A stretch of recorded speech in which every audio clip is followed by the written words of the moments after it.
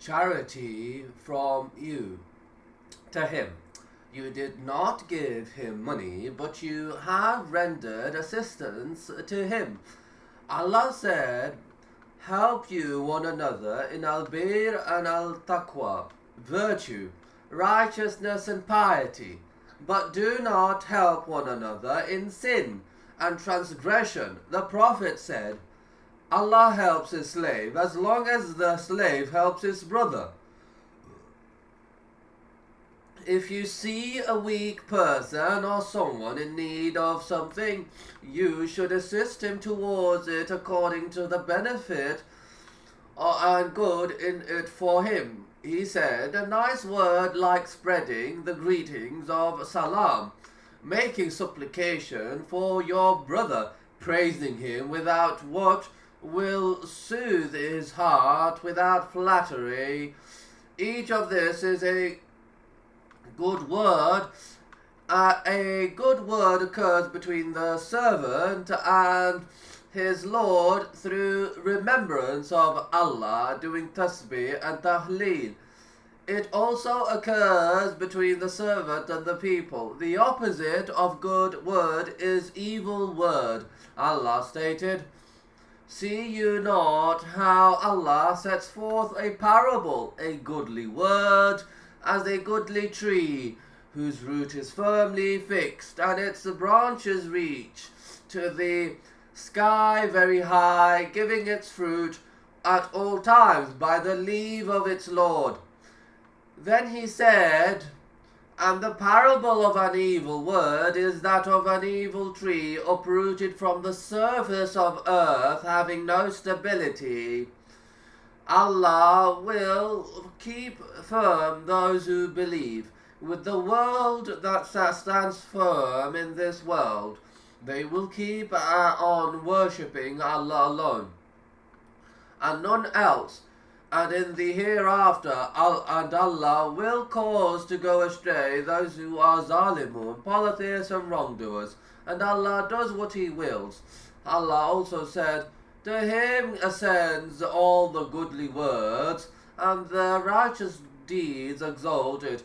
The goodly words are not accepted by Allah unless and until they are followed by good deeds. Therefore, good word occurs between the slave and his Lord through remembrance of Allah, and it occurs between the slave and the people by soothing their hearts, because words have effects on the heart and unites heart. As for evil word, it causes division between the people and breeds enmity. Many wars have been fought and blood spilled as a result of evil words, so speech is very dangerous unless it is a good word. He said, and every step you take going to perform the prayer in charity, every step taken on the way to the mosque is charity. Whenever you are fairer from the mosque, and the more your footsteps become, the more your rewards. This entails encouragement toward congregational prayers and attending the mosque to perform it. It also includes prohibition of staying away from congregational prayer in the mosques, because you will incur great loss therewith. Your charity will be according to the number of steps you take to the mosque in a day and night. How much charity do you think you would get through your footsteps to the mosque? Certainly, Allah's favor is great. He said, and removing harmful thing from the way is charity. That is, removing what will harm the passer-by from the path of the Muslims, or from the people generally, as well as from the path of animals. Do not place something therein that would harm the passer-by, and do not leave something dropped by some other person, or something that fell on the road without anyone dropping it, which may impede the passerby and harm them like thorns, pebbles, and injuries, things, remove it from the road, and it would be considered charity for you because you have shown kindness to them. It is recorded in the Hadith that the Prophet said, while a man was walking on the road, he found a branch of thorn on the road and removed it. Then Allah showed thanks to him and forgave him. One branch of thorn he removed from the road, and he entered paradise based on this humble deed. This is because through that he showed kindness to all the passers-by. What about the one who puts harmful things on the roads? He places stones, pieces of wood, iron, and throws water, and he places garbage on